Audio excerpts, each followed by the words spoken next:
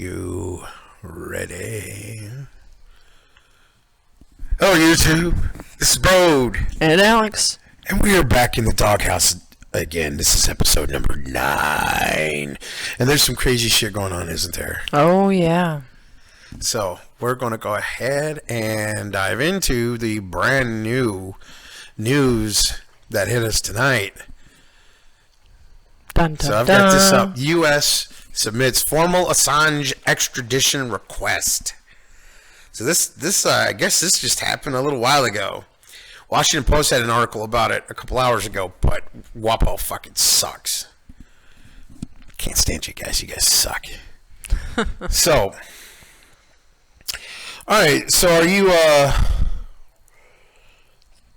Do you have it up in front of you? I have it up in front of me. Okay, so we're looking at a couple of old guys on CNN getting ready to talk about this Assange thing. But it says the United States has submitted its formal request to the United Kingdom to extradite WikiLeaks founder Julian Assange, according to a U.S. official with knowledge of the matter. So, as we know, he was arrested a couple months ago because, you know, he published through WikiLeaks all that crap that got that exposed Hillary Clinton and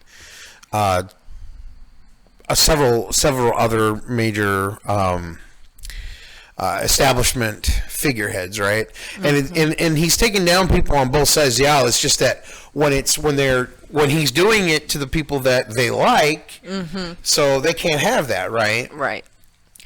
So the powerful have decided that they're going to go after him. So, I mean, we know that he's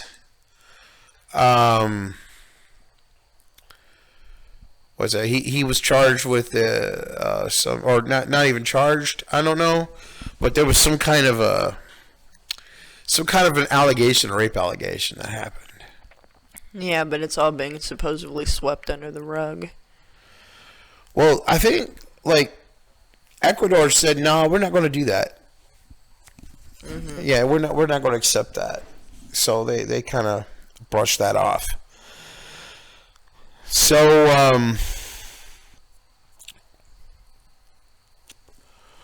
what are your thoughts on that so far? Well, I mean, I agree that he should be allowed to come home, but not to be harmed. And let's be real, the type of court atmosphere that he would be brought into that everyone would deem justifiable is going to be a courtroom full of people that are friends of the CIA, family members of CIA. Oh, yeah. People that are, absolutely already against Assange before he even steps foot into this courtroom. All right? Everything's going to be shut off. Nobody's going to be allowed to pierce, through the windows or hang or linger, outside the door. It's all going to be hush-hush, and only certain members are going to be allowed into this. And he's going to have no true representation. He's going to be forced to take whatever is given to him and hope they don't kill him. Now, let's be real. Where's the fairness in that? All because he ended up finding dirt. Legit shit that obviously our government or, officials didn't want us to know. Well, shame on them for hiding shit in the first place. Well, see, it's not even about that, if you ask me, because all Assange did was publish.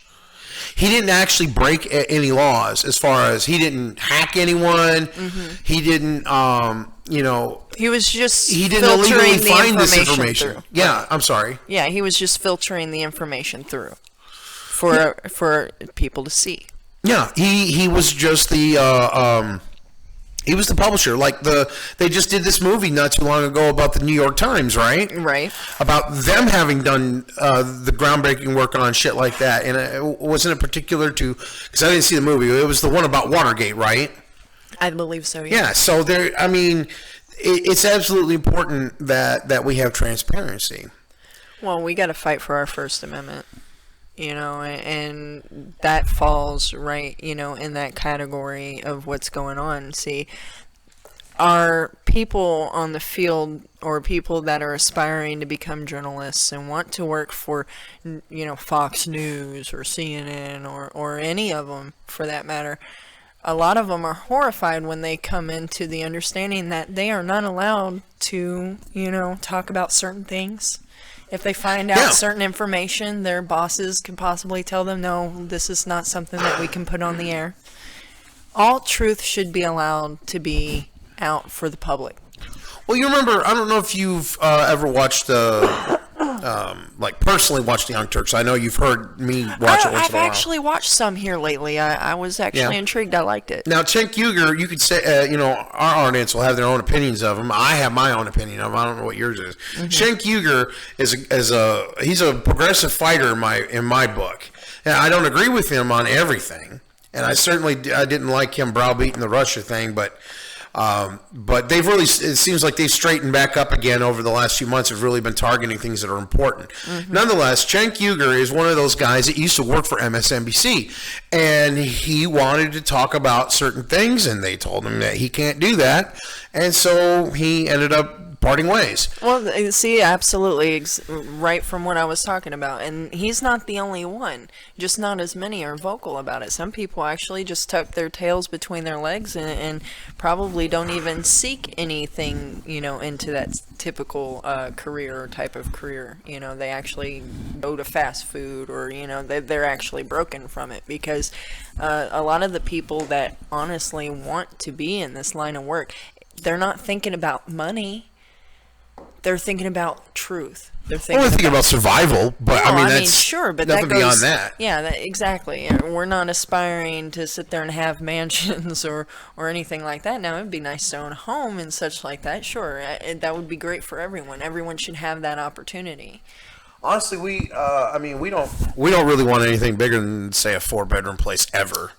Even if we were to get some money and could afford it. Preferably a garage. There's no point in having a huge house when, I'd rather make sure that all my friends have a place to live. You know what I'm saying? As opposed to having a giant fucking mansion. Well, and you don't see it often, but you hear people talking about how if they win the lottery, they'd, help this person, that person, get themselves out of debt. But how many people actually do that when they win the lottery? I've seen cases where this one guy won the lottery, ended up getting this really nice fucking car, spent, I guess, a lot of money on women and transportation, and then ended up being completely broke, had his cars, taken from him. And he ended up worse off than he was when before he had the money. Yeah. Yeah, that's kind of a common thing among some lottery winners, but... So, the thing about Julian Assange, and talking about, because one thing that Glenn Greenwald and guys like Glenn Greenwald and Howard Schultz and Phil Donahue, they speak out against war. Now, like Ed Schultz, I don't know if you know that name or remember that name. I do remember the name. He was an MSNBC pundit, right? Mm-hmm. But he had a lot of progressive ideas, and he wanted to talk about the war. He talked about the war in one episode, and then he was fired from MSNBC. So he ended up going to RT, which is, I think, Russia Today or something like that. So he was privately, or not he was, more about the investigative journalism than it was about making the big paychecks. Right, absolutely. Phil Donahue had the same problem. Phil Donahue, he used to do the TV shows in the 80s and 90s, right? Mm-hmm. He was on MSNBC, and he talked about the war, fired. Mm-hmm. Well, like I said, there is a lot of people that, are hushed. They're told, don't speak. Don't say it. And honestly, it's very similar to the types of paperwork that you gotta fill out when you become a military. You're not supposed to talk about certain things. And 50 years, 50-year silence of your, I guess, time in the military before you can actually talk about anything. And I think that should be taken out. I don't think that should be allowed. I have no idea how long that is, but I know I've heard what you're talking about. Yeah. Because that wasn't there recently a guy that broke, Yeah. after the NDA expired, Yep. he came out with a whole bunch of shit. Yes. You linked it on Facebook, yes, I think, right? Absolutely did. So yeah, there's a lot of silencing that the government does. And let's be honest, that needs to stop. The silence needs to be stopped. All right, we need to be allowed to express and voice. All right, not everyone is gonna tell the truth, but we have that already. All right, we have politicians that spread lies, pay people to, get on Facebook and other freaking accounts, for crying out loud, to sit there and disturb the bee's nest, if you will. Bernie bots, Nancy Pelosi bots, Trump bots. For bots. You bots. Marco Rubio bots. Ted Cruz bots. Anyway. Sorry. No, you're fine. You're fine. So we've got a little less than 2 minutes left before the end of this segment. So do you have anything else you want to add, or you want to just go ahead and move on to the next thing? I'm trying to get my phone to listen to me for a second. Oh, I can pause it real quick. And then we can do that in the editing or whatever. All right. Or I can just sit here and eat you, Dead Space. Okay, go on ahead and start it. All right. Resume. There is one thing in this article that I want to point out, is that when Barack Obama was president, and Manning, was sentenced, she was released from prison, 2 years ago. But now she's released, or she's returned to jail, refusing to testify before a grand jury. What is this about? Is this okay? She's out of jail, but now we need to get her back in there to keep her quiet. I mean, what's going on with that? They want her to testify against Assange.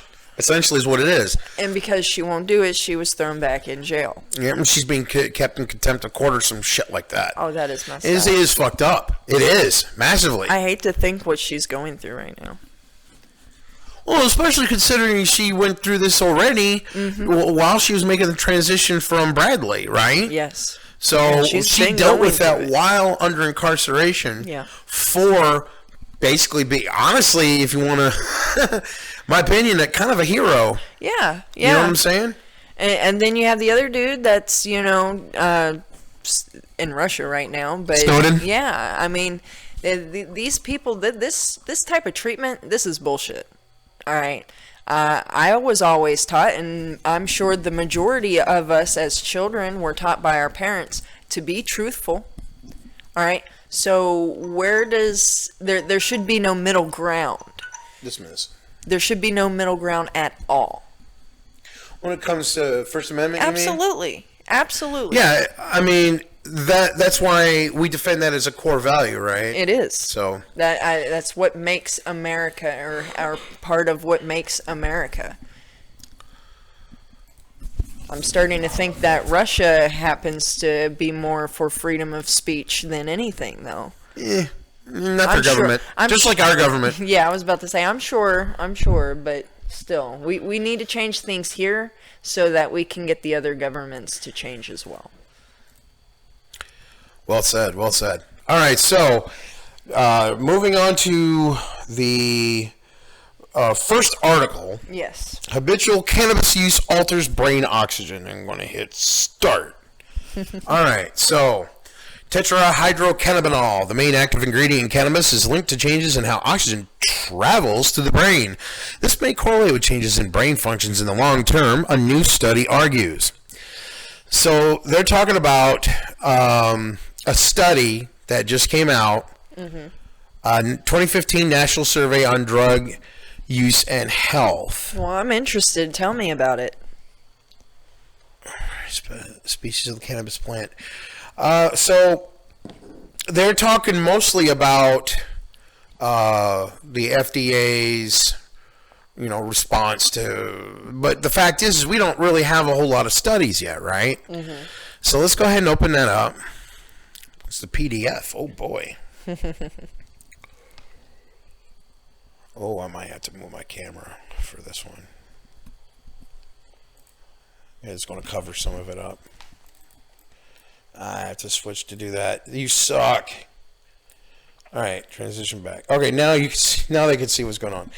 Okay, so it says results from the 2015 National Survey on Drug Use and Health, detailed tables. This is a lot of scientific shit, but because it's got a whole bunch of sections, and it's got the acknowledgments, and then a long ass introduction. This is super long.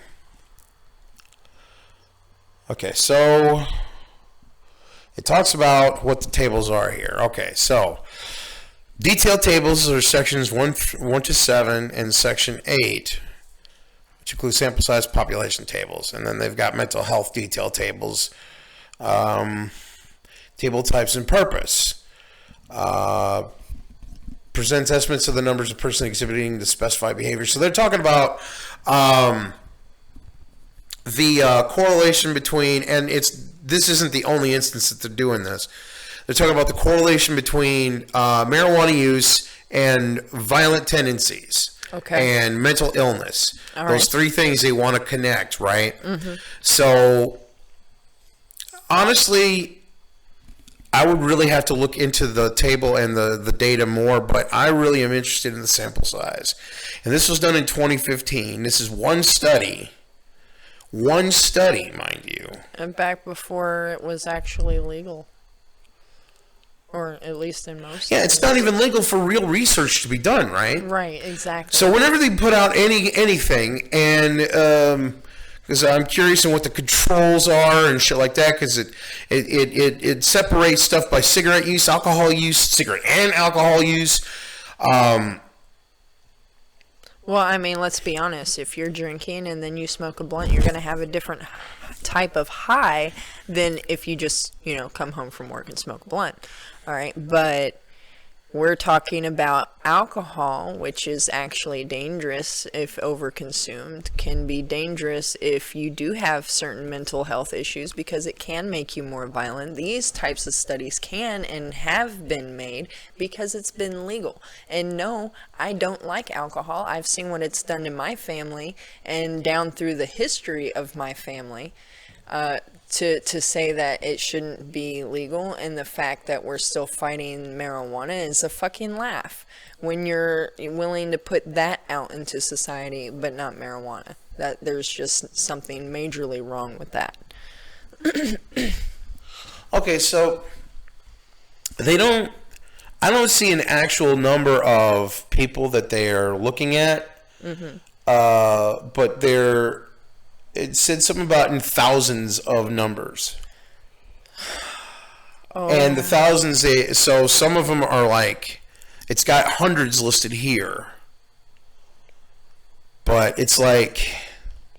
So did they handpick these people that already had a negative idea on marijuana and just went through their testimonials like, well, when I smoked, this happened? Or were they actually monitoring these people and presenting marijuana to them to then eat or smoke? And okay, I'm sorry. Keep going. No, you're good. And then make the test that way. Well, they also have a table here. Now, this is really interesting. It talks about cigarette and alcohol use in past month, but it also adds in illicit drugs. It's got marijuana, then cocaine, crack, heroin, hallucinogens, LSD, PCP, ecstasy, and it's got a whole mess. It's even got methamphetamine on here. So it's like it's trying to connect them to say it's a gateway drug, right? Okay. Isn't that what that's doing? They're trying to put an herb in with street drugs. Street drugs, what I mean by that is anything that you have to make with your hands to create. All right, marijuana grows on its own, shrooms grows on its own. Cocaine is a plant. All right, if properly used, I have no problem with that even being legal. But when you're talking about speed, meth, all of these things you have to make. It's not something that you can just pick off of a plant or a tree or from the earth, right? These things are bad for you and proven bad for you. And I have life experiences that back up why it's bad for you. Marijuana is an herb. It has herbal remedies that, ancestors have used through the past. The fact that, through religion is half of the reason why it has been, illegal for so long. But they're okay with alcohol. So, as an extension of that, because it's talking in the article, the original article, about how it's shown to have the medicinal purposes, it doesn't even try to pretend that it doesn't, right? Right. But then it's got this paragraph. It says, and of course it points out medical marijuana has not been approved by the FDA. Well, yeah, and FDA is because that's controlled by fucking right-wing assholes. I'm sorry. No, you're good. It's true. It's absolutely true. They hold most of the shit in their hands as far as what can and cannot be allowed. And let's be honest, a lot of these people, they keep voters through using their religion. Half of these motherfuckers don't even believe in the shit. They may still go to church to make a good facade, but they're using innocent, good people based on their religion. That's why religion and state should be separated. It's because nothing to do with the person's religion, everything to do with politicians abusing these people with religion. Yeah. So the paragraph I wanted to read here, it says, considering the split opinions on the pros and cons of using cannabis, as well as its widespread use both recreationally and for medical purposes, it is important for specialists to gain a better understanding of its effects on the human system. Which absolutely, I mean, is that not what we've been saying all this time? Absolutely. We need more studies and more research. And now we can't just cherry pick one study that's, and the funding of it could be questionable. We haven't even gotten that far into it. I'd be more acceptable to listening to countries who's had it legal and listen to their test results because they've had it legal for so long, and then base your information on that more than trying to base it on a test made here in America when it wasn't even legal. Let's be real. Then you're using the worst case subjects that have had a really rough life and had a negative experience with marijuana, and you're using those people's testimony on it and then reflecting as to why it's bad. That's wrong. That's not true testing. Nope. So let's see if there's anything left of this to scrape up. Dr. Francesca Philby, the director of cognitive God damn it. I know, I'm doing it. Cognitive neuroscience research and addictive disorders at the Center for Brain Health at the University of Texas at Dallas, has recently led a new study analyzing the effects of THC, which is the main active substance in cannabis, on the brains of chronic cannabis users. Well, let us, I don't see why cannabis users wouldn't just volunteer for that. I mean, really, doing it by the tens of thousands. You wouldn't even have to pay most of these people.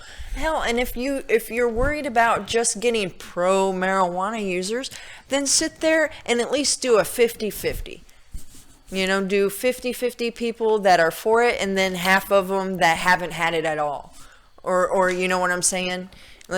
Or base it on test subjects that have not, had marijuana before. I'd even be for that. Because then they'd be able to experience the person's first high and how that first high actually hits you. You know what I'm saying? and if they have all that shit on them, wires and whatnot hooked up to their brains, man, I can only imagine what those brainwaves are going to be doing. You know what I'm saying? Hell, I'm a nobody, and I know the proper methods of testing. But I also know if I want to get my personal test results out, how to test for that too. Yeah. All right, so the clock has run dry on that one. We are now linking all our articles that we talk about in the description. So if you want to know more about this, and of course the actual study info, we may take a closer look at a future time, but not now. So yeah, all the articles will be linked there. All right, now this one, I want to throw it over to you to give us the Illinois man. All right, so as many of y'all know, because this has been going on for like 6 or 7 days now, there was a man in Illinois that has stage 4 cancer that is sentenced for ordering THC chocolates. Now, they say that he's in prison because he ordered 42 pounds of THC-infused chocolates. Now, he claims self-medication. Now, of course, I completely agree. You know, this man's got cancer. It can help. But I will also say 42 pounds? No. I'm going to tell you right now, that sounds like someone that's about ready to sell some chocolate. But let's continue reading. Thomas Franzen, I'm probably pronouncing that wrong, but anyway, he's 37 years old, and he pleaded guilty to the possession of more than 5,000 grams of cannabis in exchange for a 4-year sentence, which this 4-year sentence, he's only going to be looking at 2 years out of it. Well, he's a stage 4 cancer patient, right? So yeah. What if he doesn't even survive his first year? I was thinking the exact same thing as Sorry, well. go ahead. No, you're good. You're good. Anyway, a news release on Thursday says that Franzen sought to sell the chocolate, but Franzen's defense attorney said he was using them to relieve himself of the stage 4 cancer symptoms like nausea. Now, I'm assuming that these chocolates, okay, here's a good picture of them. So they're probably about the size of a quarter. You know, little chocolate chunks. Let's see here. They were wanting prosecutors to show compassion and dismissing the more serious charge, which would have been trafficking. And let's be real, trafficking, and it was illegal in 2014. You know.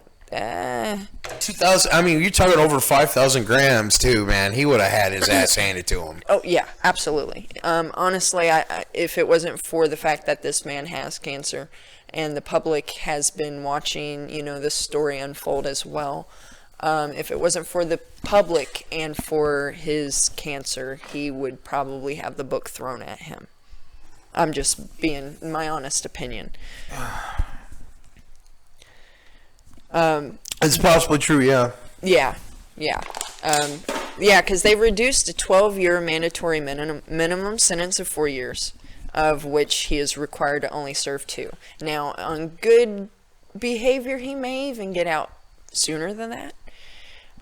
Also, if he doesn't have the proper help, you know, medications and stuff like that through being in jail, and enough people noticing his story, he should also be able to get on the correct medicines that he needs to have for, you know, the cancer that he has. This way, if it is marijuana based, because now it's legal there. They just passed the bill a few days ago. So, I mean, even if it's in the form of edibles, you know, hopefully this man can get the relief that he needs while he's in jail. Well, hopefully he can just let out of jail altogether. Well, there's been cases of other people that had, you know, severe illnesses because of how expensive it was to keep them as a prisoner, that they let them out. All right, they may have kept something around their ankle for a little while, or, you know, would have been forced to stay at home and someone of their family or friend would have to take care of them, but, you know, they didn't want to deal with the payments. And so, you know, I'll be interested to continue following this story to see what does or doesn't happen. That's all I have on it, unless you have some questions.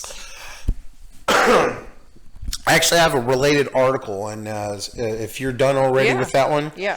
I actually clicked the link here. It's Dr. Mark Siegel talking about pot in your health. Now, before I actually start talking about the article, I want to make, of course, this is a Fox News link, so take this for what it is. Fox. But Dr. Mark Siegel, like I said in the past, my grandparents used to watch Fox News. He was one of the personalities I saw.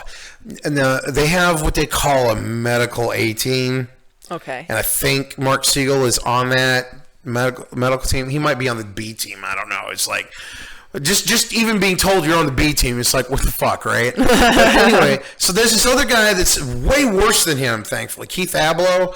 And at first when I was reading this, I was thinking it was him, but it's actually the lesser of the two evils in this department. But let's take a look at what he says, though, right? So the headline is, here's what a physician wants you to know about marijuana.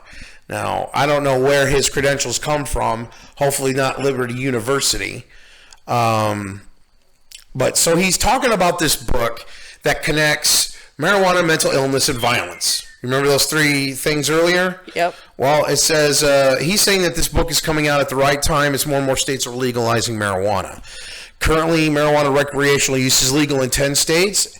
Medical is now legal here in an additional 23.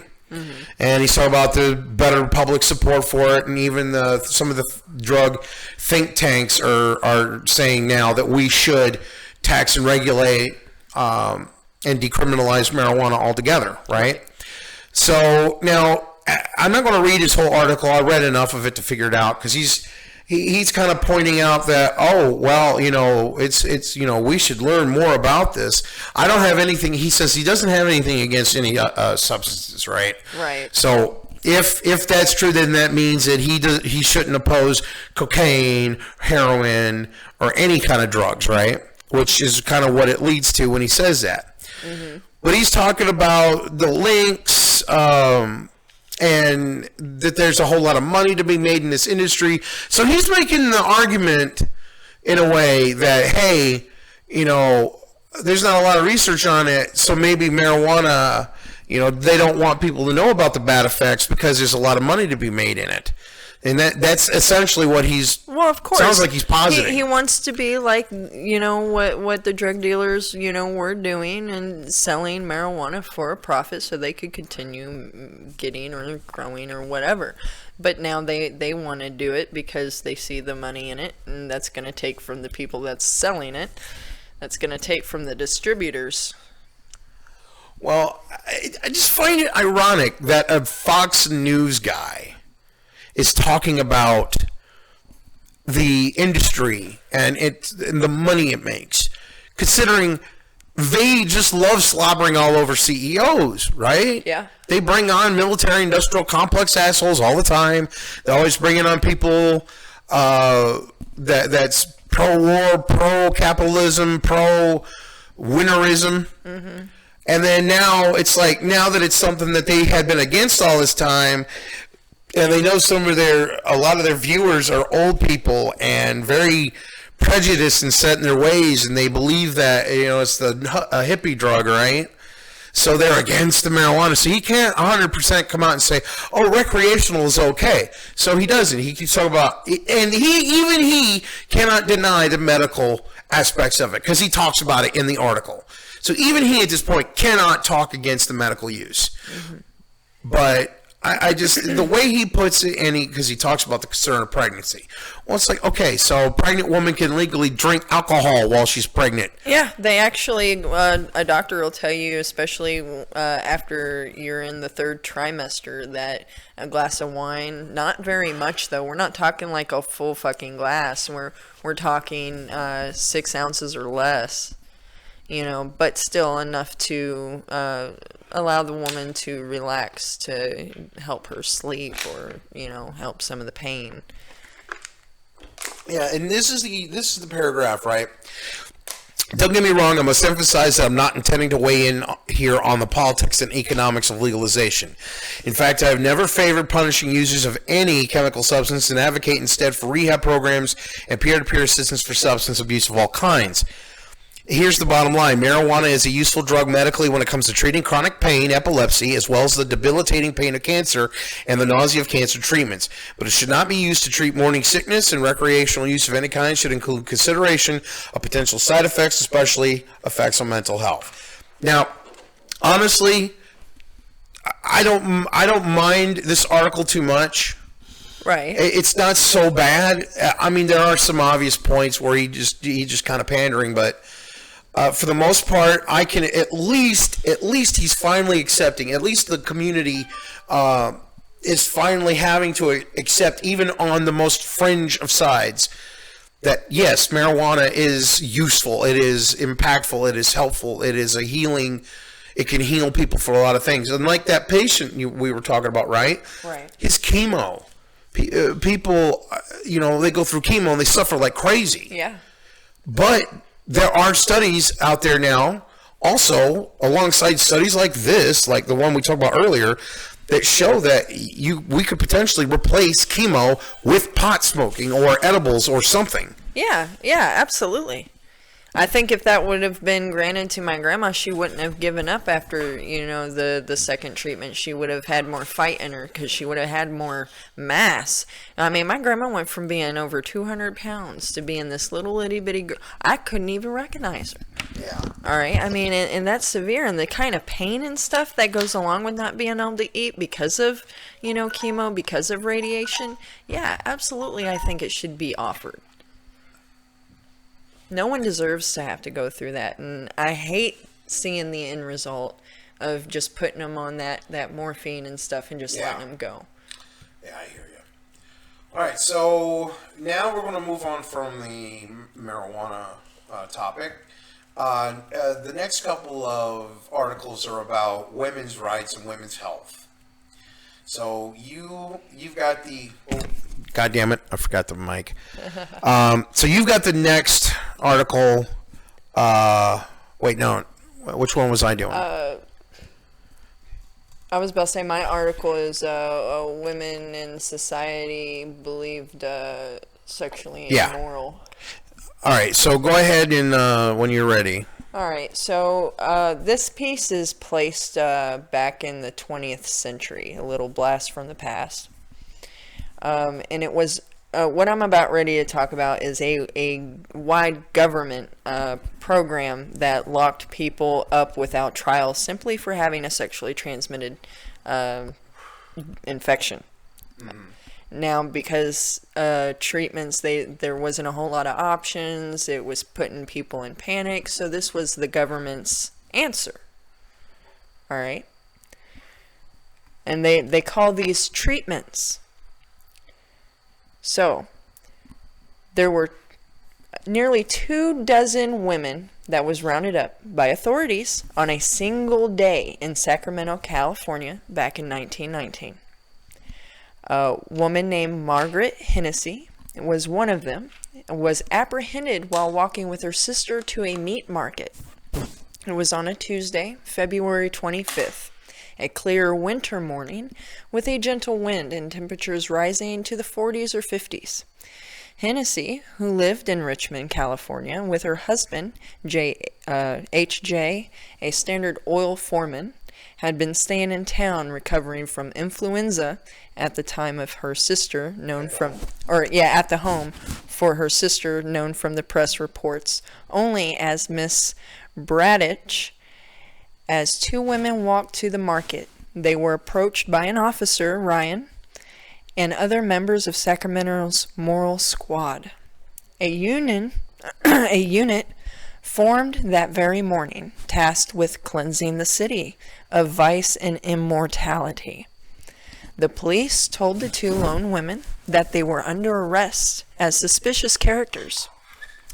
Holy shit! Miss Hennessy tried to explain who she was and what she was doing in Sacramento. She even offered the officers an identification.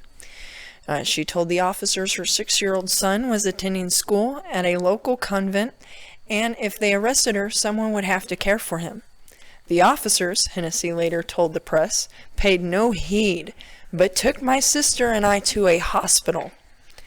The Moral Squad delivered Hennessy and Bradich to the Canary Cottage, as the city's isolation hospital was known.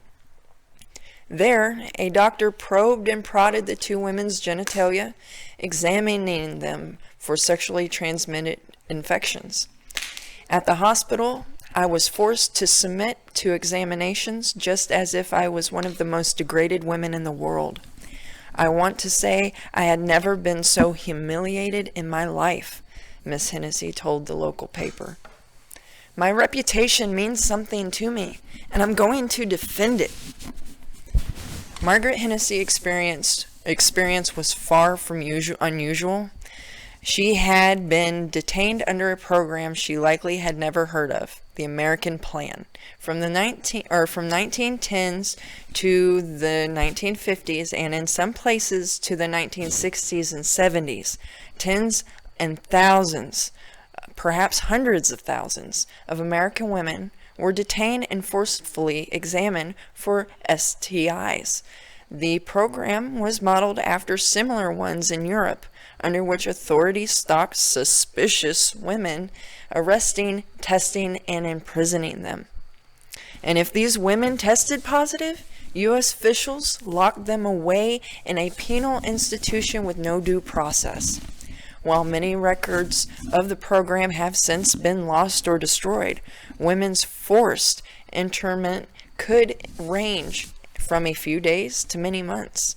Inside these institutions, records show that women were often injected with mercury and forced to ingest arsenic-based drugs. Oh. The most common treatments for syphilis in the early part of the century. If they misbehaved, or if they failed to show proper ladylike deference, these women were beaten, doused with cold water, thrown into solitary confinement, or even sterilized. God, yeah, this is some fucked up shit already, right? Oh, it's horrifying, and you know we have come far from that, but there's still more work that needs to be done. And this next part says blamed for infecting the troops. This whole plan was designed to try to prevent their troops from getting infections. Right. So why are they addressing only the women? Why not the men? Because the men were who served in the military.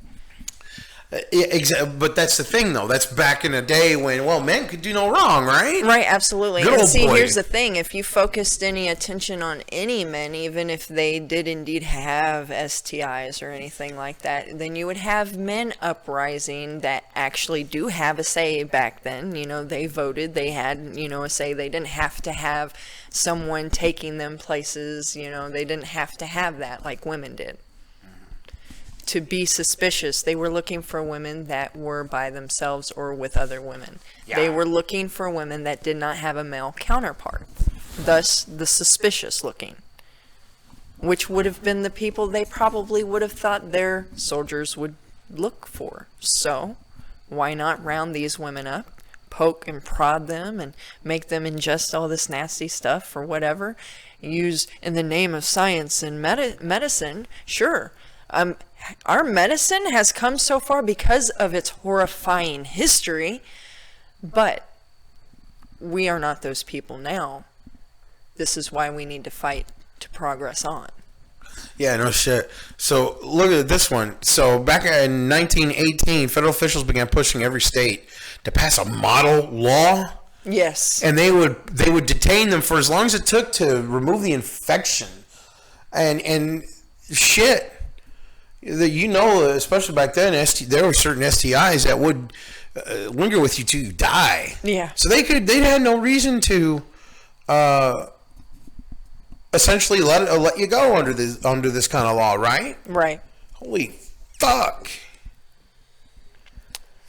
Says on paper the law was gender neutral. In practice, it almost exclusively focused on regulating women and their bodies. Yeah, and that's the kind of shit that we got going on right now with abortion, right? The Absolutely. abortion shit. That's why this article is so important, is because, even though things are not as drastic as they used to be, things are still pretty freaking drastic.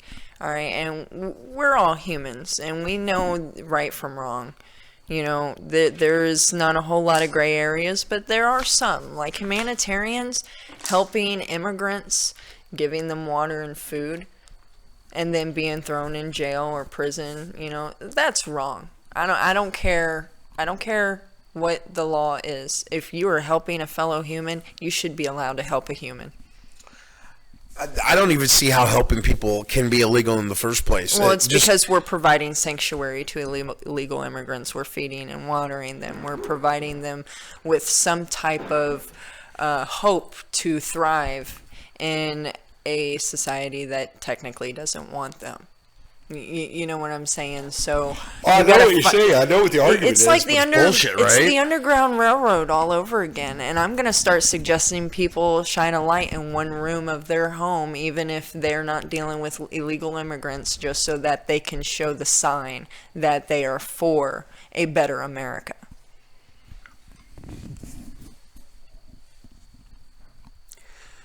Yeah. So shit like this, and we can't forget the shit like this. This is the kind of stuff that happened in America. I scrolled down to show one of the posters that they would place. She may be a bag of trouble, syphilis, gonorrhea. Yeah. It's just the way that they attack, and they tend to make it even a little funny for, the males that are watching it or reading it. And because it wasn't happening to them, and a lot of men didn't have to see, women being treated that way. And those that didn't have much to stand on, didn't have any money in their pocket to sway anyone, didn't have any way of really protecting the women. So that's another reason why, our government needs to be full of all types of people and not just the 1% or 2%. Yeah. Well, I mean, if they're so goddamn moral, right? Because that's what they were calling them, the moral police, or what the fuck ever. Yeah. It's like if they're so moral, then why is it that we're basically copying the kind of law that they have in these other countries where we disparage them? Like Sharia law saying women can't be out without a male escort. How the fuck is that any different than the Middle East, where we are always talking shit? It's because now it's no longer that way. A woman can walk out on their own without a male counterpart and not be locked away for it. Yeah, but there are some places that still want it to be like this, well, right? Absolutely. America needs to show example and, lead with that example and live with the example as well. We don't listen to people that don't walk the walk. Let's be honest, especially our young folks. If you ain't willing to do the work, what makes you think that they should? We need leaders in all of our politics, in all the world. We need the right leaders so that we can really make the change that needs to be had. Climate change is real. And there's a lot of people that believe that, it's already too late. Well, I don't want to believe that. Me neither, dude. And I don't want that to be something that a Bernie supporter hears and then loses momentum and then gives up, because that's unfair. That's unfair to them, and that's unfair to the cause. And their children, right? Right, absolutely. Because this is the future that we are trying to save for our kids. Yeah. I want my grandchildren to be able to have something. I don't want to have to be back in a fucking cave or, have a brick home just to be able to not have the wind, knock my foundation over. We're talking severe climate change. There's no telling, exactly when it's going to happen. All I know is we need to act now. Well, I mean, it's been going on for 60 years, and they kept talking about, it's way in the future, and Bill Nye and a few others have gotten on social media and say, hey, guys, wake up. It's almost time. Yeah, it's right around the fucking corner now. It's in the middle of happening. The fucking shit's going on right around you. I talked to a Trumper today that actually was discussing my post about climate change and Bill Nye, and he's like, Bill Nye, he's only doing it because he's making money off of it. No, I'm sorry. No, absolutely not. Well, we got 1 second left. Well, that was a good end. Yeah, it was. All right, so still along the same topic about women and the war on women. So this was actually floated on your Facebook, and maybe we both saw it, but you directed me toward it. I know that much. And this is on a site called lifenews.com, and a friend of ours linked this, and we wanted to kind of take a look at it and what it really has to say, because we understand. We got to understand this is abortion is a very emotional thing, and also often people aren't willing to talk about it in a logical sense. They want to impose their emotions on it. So a lot of times they'll use words like unborn babies, unborn children, and it's like, look, at a certain stage, they just aren't quite human yet. They have a lot of the same characteristics, and they're feeding off the mother to become one. But this idea of potential life doesn't mean anything. A potential life could become good or become bad or could become anything. But ain't anything yet. It's still inside this woman's body. It's still affecting her, right? Mm-hmm. So anyway, they posted this, and its headline already is emotional. Obviously, Planned Parenthood defends dismemberment abortions, tearing off babies' limbs. Yeah, and they use the picture that you're looking at, I'm sure, to breed fear into those that are already horrified by the idea of abortion. And so they're using fear politics to then make these people emotional and want to fight back on it. Yeah. So the article says, and the picture, by the way, that it's showing, it says dilation and evacuation abortion, D&E for short, of a 23-week-old fetus. Now, 23 weeks, that's, at that point, a lot of times, 23 and further on especially, chances are they've already gotten attached to the child that's forming inside them, right? To the fetus. And sometimes they've even picked out names. Sometimes they've already started to get their, like, a nursery set up or something, right? So a lot of times this is not an easy decision anyway to be made. And they are picking on 23-week-old fetus, which I think the cutoff date currently is like 24 weeks or something like that, even though states are trying to make it 6. I think federally it's 24 weeks. I think I read that recently. So, article goes on to say a Planned Parenthood lobbyist in Michigan defended abortions that dismembered nearly fully formed unborn babies Wednesday, claiming the barbaric procedures are a standard of care. Now, I mean, just look at how that's littered with the language that's just meant to invoke anger. And negativity. Yeah. Yep, they want you to have a negative reaction to what they're talking about. They want you to side with them. That's the whole point of an opinion piece. And that's really what this writer is giving us, is their crappy-ass opinion. Yeah, and they even quote a representative, right, which is a woman at that. Oh, boy. This practice is barbaric. It is agonizing. It is outrageous, and it must stop.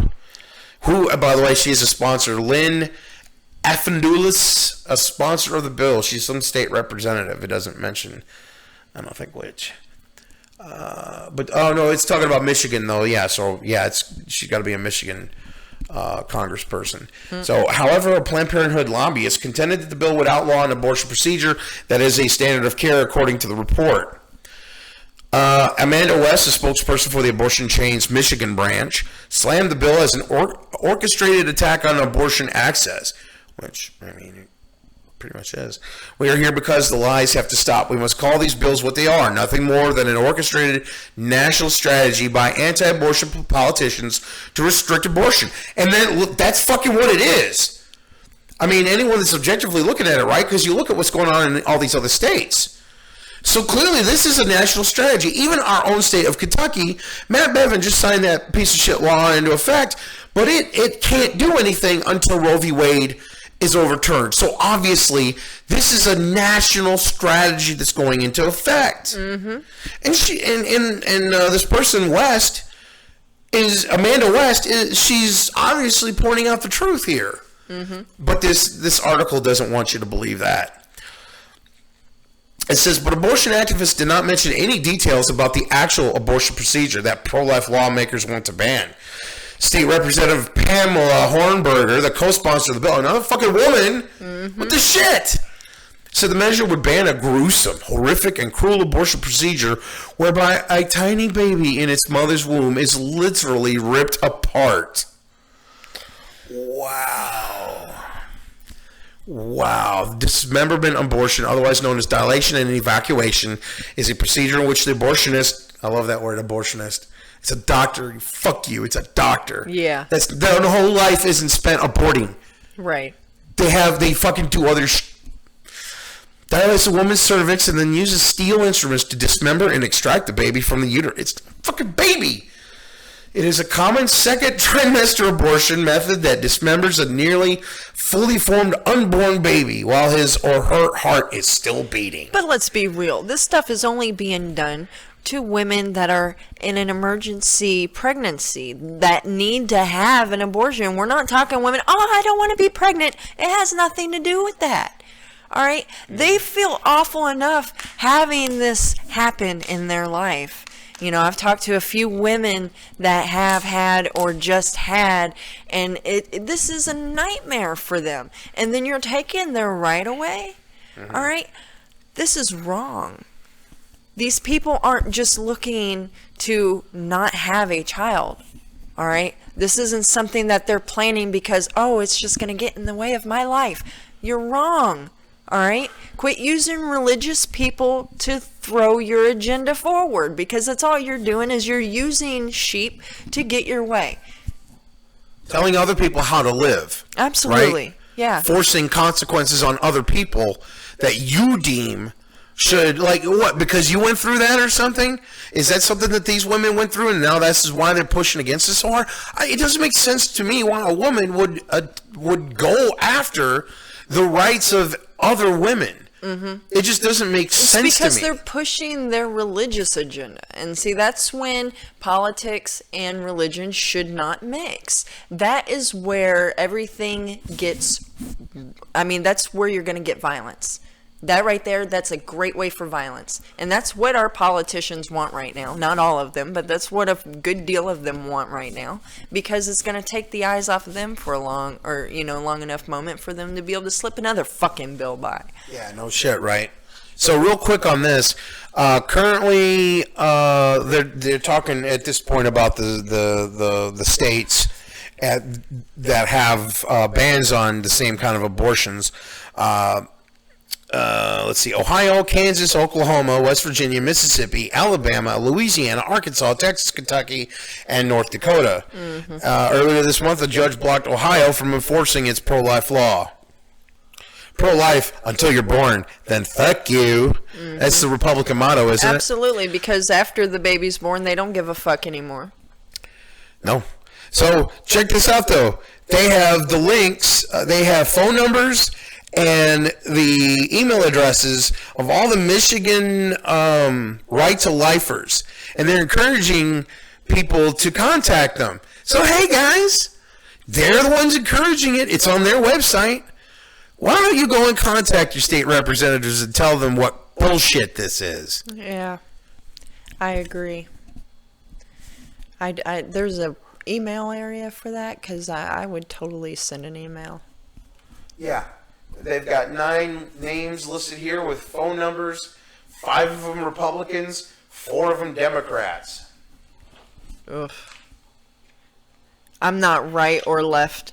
I am progressive all the way. I want what's best for our kids. I want what's best for our earth.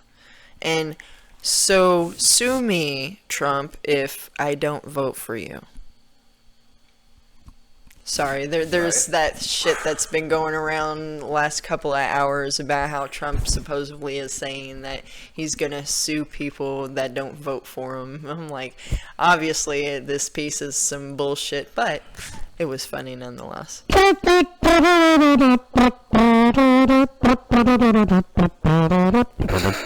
a big old circus up there, isn't it? Yes. So, yeah, this... Only they can see the flashy lights and all the precious jewelry that comes with it. All right, so we ended that one with 9 seconds to spare. Nice. All right, see, we're getting the hang of this. Yeah. My last one? No, not yet. Real quick, I'm not going to put this on the timer. I am just going to put this up, and I'm not going to read it, but I am going to talk about it for just a brief moment. This is the Planned Parenthood website, which we have linked. It should be on the links that I sent, and I will add to the video. So look at the bottom, the description. There's a link to Planned Parenthood where they actually talk about the D&Es and all abortions, basically. So if you guys want to know the truth, follow the Planned Parenthood link, and you can look at what they have to say themselves. So now, of course, someone could argue that, well, you know, they're just another think tank or whatever. But point is, this is what they say.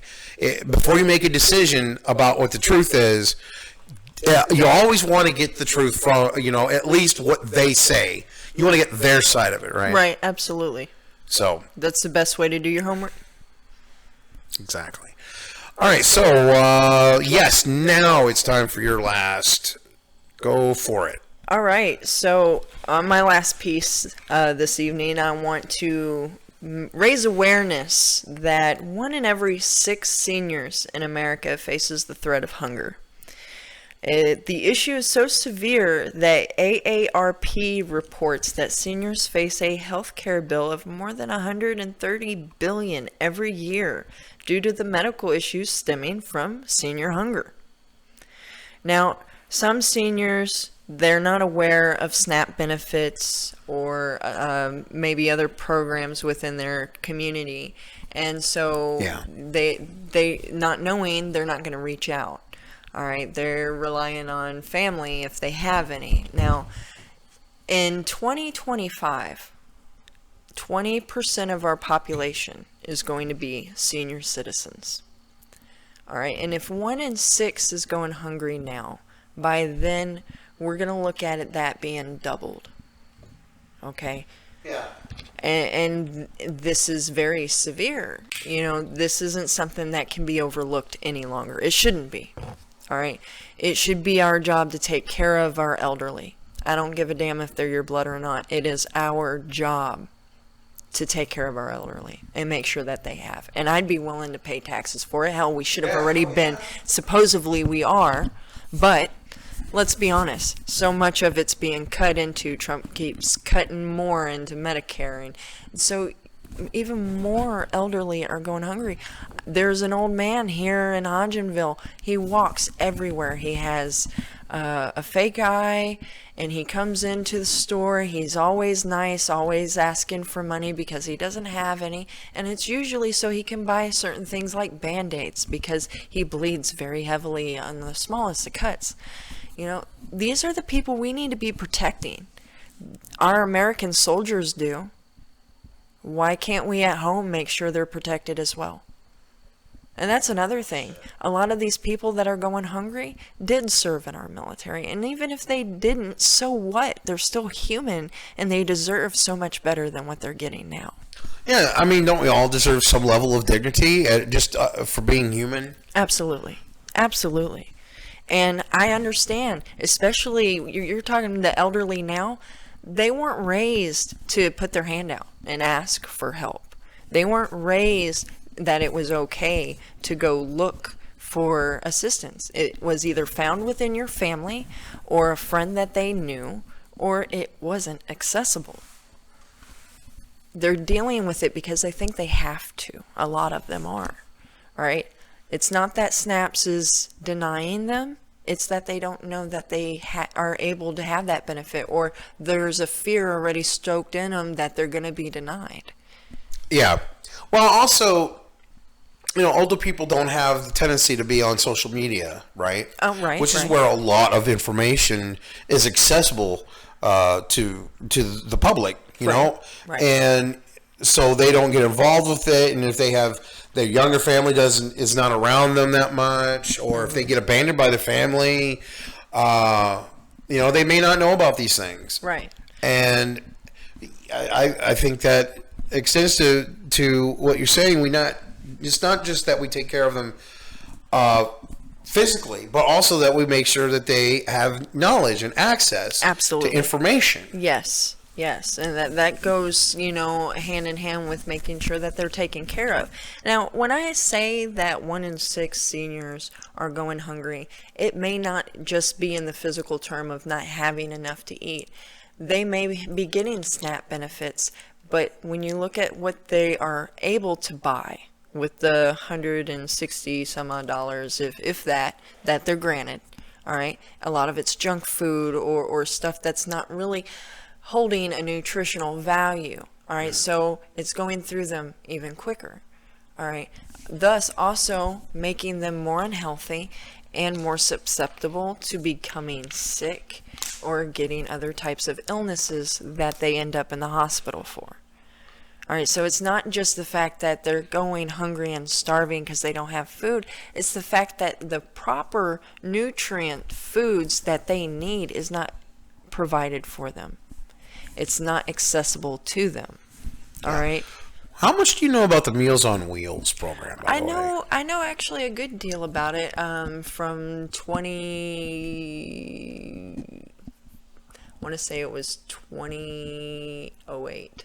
Yeah. In 2008, I knew a gentleman in Elizabethtown that got Meals on Wheels. I helped him put it into his fridge and such. And the food actually looked amazing, don't get me wrong. And I think he said that the food was supposed to, be a week's supply. So I assumed that he got it weekly, and it was in like an ice box type thing with ice cooler type stuff in it. But, I mean, the food looked legit and it looked plentiful. Yeah, the our previous neighbor before she had passed away, she was getting regular visits from Meals on Wheels. So I think that is it seems like to me that is a good program. That is really something that needs to be more, more care, more money, definitely. To yeah, it. More money needs to go into that, especially since the amount of senior citizens is rising, within our population. The amount of care also needs to be, upped. Yeah. Well, I mean, there's a lot of ageism that goes on in our society, right? I mean, even look at today where they talk about, and it's not even Bernie Sanders anymore. Like they're talking about how Trump's too old, Biden's too old. Sometimes people will say these people are just too old. And like that means anything, right? I mean, it's because they're so used to looking at supermodels and people on TV, actors, and certain singers and songwriters. I mean, they idolize these people, and then they expect the rest of the world to look like that. And shame on Hollywood for being that way. Bingo. Yeah. I'm sorry, I had to sound like a mother there, but shame on you. No, that's okay. The site. Let's see, it's aginginplace, right? .org. Yeah. And it's got a number of things on its table of contents here, like it's the seniors being hungry is a nationwide epidemic. It is. Are some seniors more affected? Illness is caused by malnourishment. Yeah, that was the piece that I was just talking to you about. It's not always about being physically hungry and not having enough to eat. It's not having the nutrients in foods that they need to be eating. Yeah. The stuff that's actually going to help them. And as you get older, you start to deteriorate. It's a thing. It happens. All right. So when we get to certain ages, it's more and more important that we focus on eating healthy and what we're consuming. But at the same time, when you're on a limited budget and you're looking at how much these foods cost, well, yeah, I'm gonna get a pack of crackers too.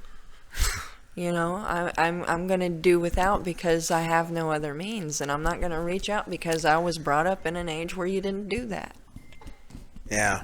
I'm gonna talk for the senior citizens because they can't talk for themselves. They're not on this mic like I am right now, so I feel obligated. Right. Well, I think for anyone that's listening that maybe they have a couple extra bucks they want to throw at Meals on Wheels, if you want to donate to them, they are. I think And I think we have an agreement that they are one of the good And ways they're to legit. help. Yes, they are legit. I've seen it firsthand. In fact, we need to make sure that's a link that's provided below as well, so that those that are at least wanting more information, they can acquire it properly. Yeah. All right. So you got about a minute left. Did you want to? I just want to say that we're living in a time where it's science, it's global warming, it's religion, and it's humanitarianism. All right?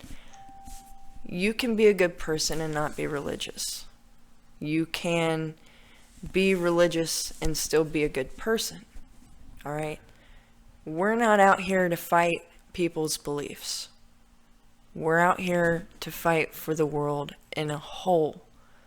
Because if we don't do something now, we won't have anything left. Hello, we are back. All right. So last article of the day is about Mitch McConnell and Kentucky. So here we go. In McConnell's home state, residents drink water contaminated with poisons. Fuck, we could have told the world that. We have to filter our water or we can't bother to drink it. Yeah, it really is horrible. The water in Martin County has been dirty and poisonous for decades. Lawmakers still have yet to fix the problem. Shame on you. For decades, the water in Martin County and other pockets of coal country has been anywhere from brown and dirty to bleachy and salty. The water crisis in the area of Senator and Senate Majority Leader Mitch McConnell's home state reached a boiling point in 2018 when service to many residents abruptly stopped. Water board members quit, and the Attorney General began investigating alleged misconduct. So Andy Beshear was looking into that. That's good. Yes. Which is another reason to vote for him against this asshole. Absolutely. The Kentucky House of Representatives adopted a bill in March pleading for Republican Governor Matt Bevin to declare the Martin County situation a state of emergency and fund efforts to fix the broken water system. So Bevin announced on Saturday during a community forum that he was still undecided about the state of emergency request, but promised to fund clean water efforts with state and federal dollars. Whatever. His ass is just going to go over to the water, spit in it, say a prayer, and say, it's clean. We've done more in the last 3 months than was done in the previous 3 years, he said. He's fucked Kentucky so bad that it's going to take the next guy years to clean up his mess. Let's be real. I mean, I don't know why he think that's a good thing to talk about, because he's been governor for those 3 years. Yeah. So what is? Yeah, he is half the reason Kentucky is in this shithole mess that it's in right now. Yeah. Well, governors spend 6 years. Mm-hmm. So that's been half his fucking term. Fuck him. Right.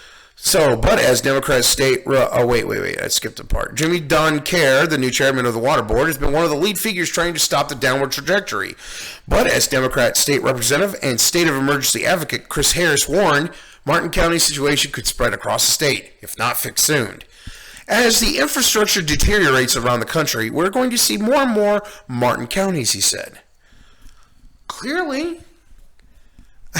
I mean, it's just, is it really any different than the Flint water crisis? I mean, shit, they still don't have clean water up there. Mm-hmm. We've been talking about that for years. Oh, just wait. Mitchell will start going to these people's doorsteps and saying that he wants to pray with them over the water. Just like he was doing in Louisville. Well, let's pray together. Community that prays together is together. The water in Martin County is not just dirty, it is highly toxic too. For years, customers' utility bills warned that prolonged exposure to contaminants could lead to problems with the liver, kidneys, or central nervous system, and an increased risk of cancer. Mm-hmm. This is all by the WAPO, by the way. So, you know what, WAPO, I wish you did more investigative shit like this, honestly. I wouldn't hate you so much. Plus, your stupid paywall with the 3 articles. You know what? Fuck you. Fuck you and your paywall. So one local resident drives 30 minutes from her home every 10 days to fill plastic jugs with water that tests positive for chloroform bacteria and E. coli, but she said she prefers boiling the water over drinking from the noxious pipes at her home. Wow, she'd rather risk E. coli than deal with her fucking water, the tap water. That's actually really sad. And the water is so unhealthy that even washing with it, having it come in contact with your skin is not a good thing. Yeah. Well, this is coal country, right? Mm-hmm. So those are coal contaminants and other deposits. And you think we're not that far away from a train that actually shovels coal through Crofton area all the way through Kentucky. Yeah. So it's like they're obviously allowing the water to be contaminated. They're not doing enough to deal with it. No. And it's been going on for years and years. It's spreading. They're warning, hey, it's just going to keep getting worse. They fucking have to put out a disclaimer, hey, don't drink this water. It might fuck you up. Right. It's fucked up. Someone would rather drink E. coli-laced water. It just blows my mind. So you have more and more people run into the creeks to drink the water from there. The county, once fueled by the coal industry, is struggling to provide even the most basic of necessities to its residents. For all of the money that came out of those bills, they should have the best water system, the best schools and colleges, said U of K professor of engineering Gail Bryan. Oh, I absolutely agree. Any town that has made its money off of coal, they should have the utmost best. But you know why they don't? Because the environment it creates. That's a lot of money they'd have to keep forking in to keep it clean, to keep it good, to keep it nice. Yeah, that would eat into their profits. Oh, yeah. We gotta have those profits. I gotta have 2 yachts, motherfucker. I gotta have 2 of them. I gotta have a yacht for my yacht. Like Betsy DeVos, man. I wanna be like Betsy. I wanna be like Betsy DeVos. I wanna have a yacht inside my yacht. Yes, that would be very aristocratic, would it not?